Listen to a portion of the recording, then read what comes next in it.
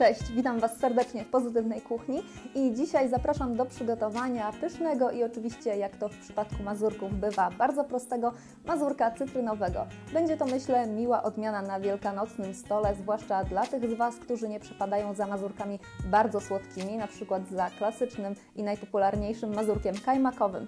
Dajcie koniecznie znać, czy Wam ten mazurek posmakował i zapraszam też serdecznie do odwiedzin pozytywnakuchnia.pl, gdzie znajdziecie więcej przepisów na potrawy wielkanocne.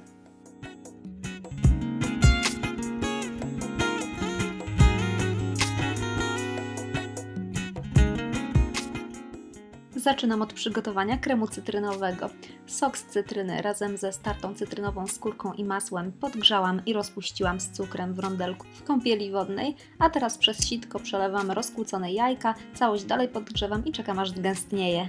Odstawiam krem do wystudzenia, w tym czasie przygotowuję kruche ciasto. Najpierw przesiewam mąkę razem z cukrem, pudrem i siekam ją z masłem, potem dodaję sok z cytryny i żółtka. Szybko zagniatam kruche ciasto, potem odstawiam je do schłodzenia pod przykryciem na około 30 minut, następnie wykładam na blaszce wysmarowanej masłem i wyłożonej płatkami migdałów. Dla ułatwienia zamiast smarowania masłem blaszkę można wyłożyć papierem do pieczenia, a ciasto przed wstawieniem do piekarnika mocno podziurkować. Piekę przez około 20-40 minut w 200 stopniach Celsjusza, na wystudzone wylewam krem i odstawiam do schłodzenia. Dzięki za uwagę, zapraszam po więcej przepisów na pozytywnakuchnia.pl i życzę udanych wypieków wielkanocnych.